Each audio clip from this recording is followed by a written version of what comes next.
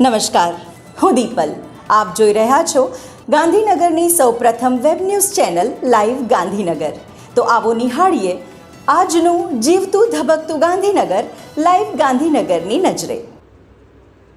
सभी देशवासियों को नूतन वर्ष अभिनंदन।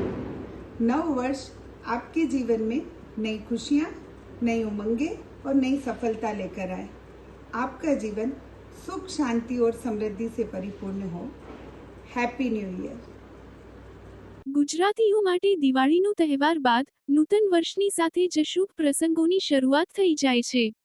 બસ હવે શરૂ થશે સગાઈ અને લગ્નોની મોસમ. નવેમ્બર અને ડિસેમ્બર મહિનામાં લગ્ન તારીખો બધે બુક થઈ ગયા છે. ટૂંકમાં કહી શકાય, દિવાળીની રાહ જોવાતી હતી. નૂતન વર્ષ આવ્યું ને શુભ પ્રસંગો લાવ્યું. હું અનિલ જયસિંઘાની, પૂર્વ પ્રમુખ લાયન્સ ક્લબ ઓફ ગાંધીનગર અને જનરલ સેક્રેટરી સિંધી પંચાયત ગાંધીનગર, આપ બધાને દિવાળીની શુભેચ્છા પાઠવું છું. સાથે સાથે નવું વર્ષ આપના માટે ફળદાયી અને સમૃદ્ધિભર્યું રહે એવી પ્રભુને પ્રાર્થના કરું છું. સનાતન હિન્દુ ધર્મ પરંપરા અનુસાર દિવાળી બાદ નૂતન વર્ષના પ્રારંભે ઠાકોરજી સમક્ષ વિવિધ વાનગીઓનો અન્નકૂટ રચવામાં આવે છે.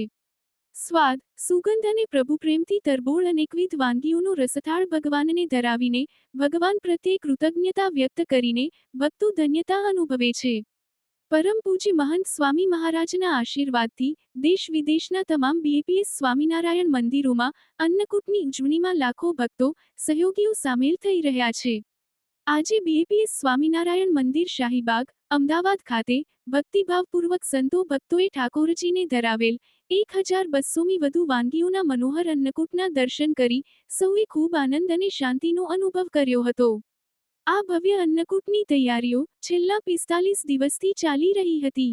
સમગ્ર અન્નકૂટની મંદિરમાં મૂર્તિઓ સમક્ષ ગોઠવણીને કુશળ આર્કિટેક્ટ્સના માર્ગદર્શન હેઠળ અત્યંત ઝીણવટપૂર્વક આયોજિત કરવામાં આવી હતી, જેમાં અન્નકૂટમાંની જે તે વાનગીઓને તેઓના પ્રકાર, સંખ્યા અને રંગ અનુસાર વર્ગીકૃત કરી ભગવાન સમક્ષ ગોઠવવામાં આવી હતી.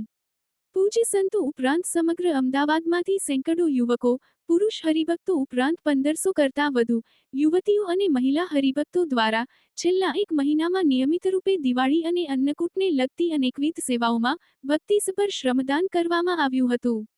અન્નકૂટ પ્રસાદનું વિતરણ ભક્તો અને દર્શનાર્થીઓની સાથે શહેરના અનેક મંદિરોમાં તથા અનેક ગરીબ, જરૂરિયાતમંદ લોકોમાં કરવામાં આવશે. અન્નકૂટની સાથે સાથે સમગ્ર વિશ્વમાં સનાતન સંસ્કૃતિના અજવાળા પ્રસરાવી રહેલા પરમ પૂજ્ય મહંત સ્વામી મહારાજના વૈશ્વિક કાર્યને ઉજાગર કરતી પ્રમુખ સ્વામીના પગલે પગલે તારક ચિહ્ન પ્રદર્શનીનું આયોજન પણ કરવામાં આવ્યું હતું, જેનો સૌ અન્નકૂટ દર્શનાર્થીઓએ લાભ લીધો હતો. તો દર્શક મિત્રો, આપે અનુભવ્યો ગાંધીનગરનો ધબકાર. આપની આસપાસ બનતી આવી જ ઘટનાઓની જાણકારી અમારા સુધી પહોંચાડવા માટે સ્ક્રીન પર દર્શાવેલ નંબર પર વોટ્સએપ દ્વારા અથવા ઈમેલ આઈડી પર મેલ કરીને આપ અમારો સંપર્ક કરી શકો છો. ધન્યવાદ.